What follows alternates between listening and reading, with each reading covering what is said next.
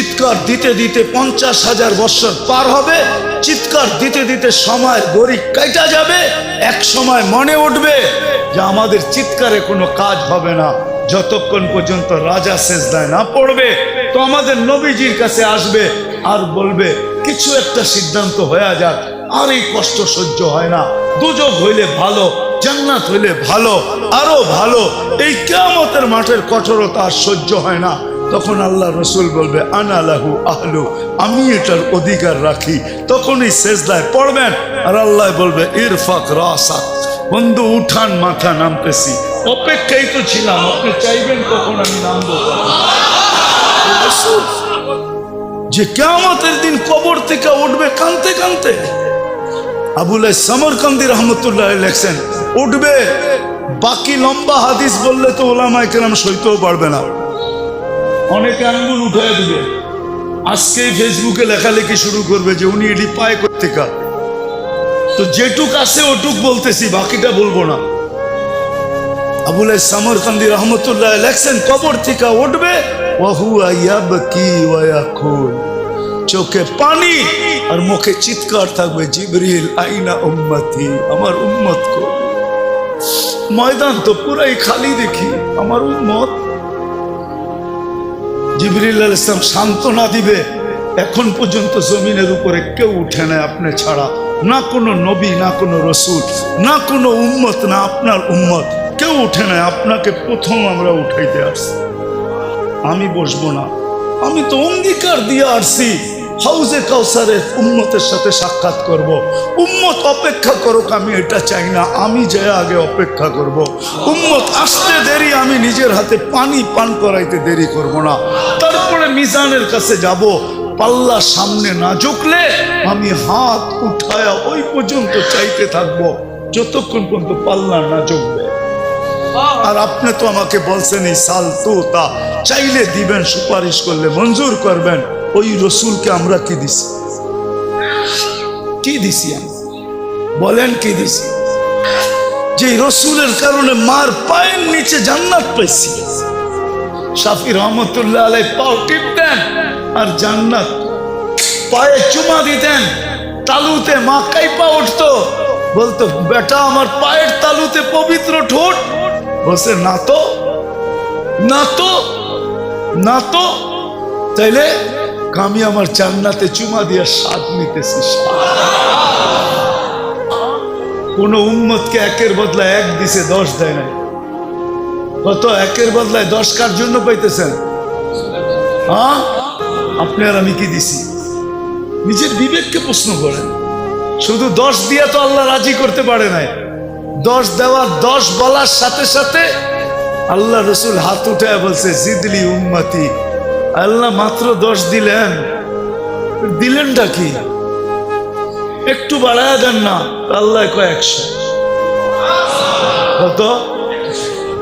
আবার কয় 100 মাত্র, আল্লাহ বলে 700। আরে কোরআনে আছে, জিজ্ঞেস করেন, হুজুরদেরকে জিজ্ঞেস করেন। ফি কুল্লি সুম্বুলাতিন মিয়াতু হাব্বা, 700। আর একটু বাড়ান যায় না? তা আল্লাহ বুঝা ফেলছে বন্ধু, সংখ্যা বললে আপনি বাড়াইতেই বলবেন। তো আল্লাহ একবারে বইলা দিছে বেগারে হিসাব, হিসাব ছাড়া দিবে। এইবার তো খুশি, এইবার তো খুশি। আমি একটা হাদিস দিয়ে বুঝাইতে চাইতেছি, আল্লাহ ব্যবহার করে। রসুলের কারণে আল্লাহর এরকম ব্যবহার পাইলেন।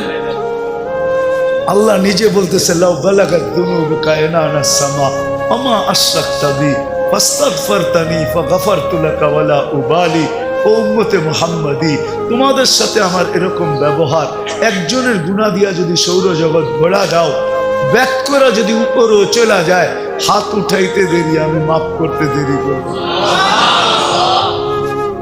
পারবে না, কিন্তু চোখের পানিও থামে না। আল্লাহ বলতেছে হাত্তা ইউগারগির, এখন তো পারবে। কণ্ঠনালীতে রু আসার পূর্ব মুহূর্ত মাফ চাইলে মাফ করে দিবে। যে রসুলের কারণে এটা পাইলেন, ওনার জন্য কি করলেন? নবীজির কারণে তো এক নেকি দিয়ে উম্মত পার হবে, নেকি ছাড়াও পার হবে। কি? এক নেকি দিয়ে পার হবে। একজনের এক নেকি থাকবে আর আরেকজনের এক নেকি দরকার হবে।